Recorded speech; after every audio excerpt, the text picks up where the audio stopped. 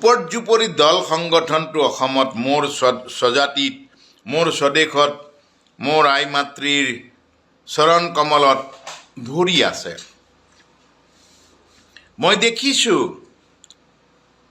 বোধহয় মৃত্যুৰ পিছতহে মোৰ অসমৰ ছাত্ৰ সংগঠন, জাতীয় ছাত্ৰ সংগঠন আছুৱে হয়তো তেখেতসকলৰ সেই সংগঠনৰ পতাকাখন গাত এনেকৈ মেৰিয়াই দিবলৈ বা গাৰ ওপৰত দিবলৈ আহিব মই নোহোৱাৰ পৰত।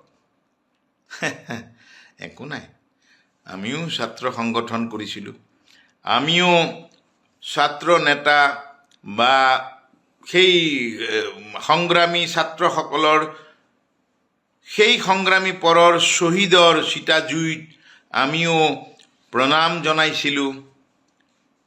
কেনেকৈ শ্বহীদ হ'ল, কিয় বা শ্বহীদ হ'ব লগা হ'ল, ইত্যাদি ইত্যাদি। যি নহওক, শ্বহীদৰ সোঁৱৰণত, শ্বহীদৰ স্মাৰক হিচাপে বৰ্তমান চৰকাৰখনে কিবা এটা হেনো আজি কৰিলে, বহুত কোটি টকীয়া, কোটি কোটি কোটি টকীয়াৰ কিবা এটা কৰিছে। বহুত ভাল লাগিছে, যাতে শ্বহীদৰ আত্মাই শান্তি পায়, জাতিৰ শ্বহীদে যাতে ন্যায় পায়, শান্তি পায়, বা তেখেতসকলৰ অবৰ্তমানত সকলো শ্বহীদ পৰিয়ালে যাতে সঁচাকৈয়ে ন্যায়, শান্তি আৰু উচিত সন্মান পায়, তাৰেই কামনা কৰিছোঁ। মইতো জীয়াই থাকোঁতে মোক একো নালাগে, মই চলি আছোঁ, ভগৱানে চলাই আছে, অক্সিজেনটো কিনিব নালাগে। কিন্তু মোৰ আজি বহুত ক্ষোভ আছে, সময়ত কম, কোনোবাই সুধিলেই কম, মই প্ৰত্যক্ষভাৱে কম, কথা পাতিম, সকলোৰে লগত কথা পাতিম। ছাত্ৰ নেতা হৈ বিভিন্ন ৰণনীতিৰে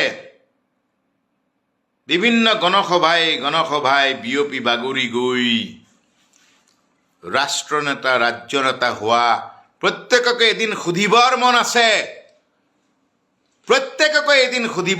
আছে, শ্বহীদৰ জীৱনৰ মূল্য কিমান, শ্বহীদৰ জীৱনৰ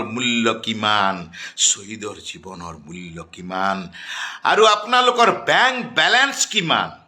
জয় আই অসম। শহীদ প্ৰণাম তোমাক, শহীদ প্ৰণাম তোমাক, লুইতৰ পাৰৰে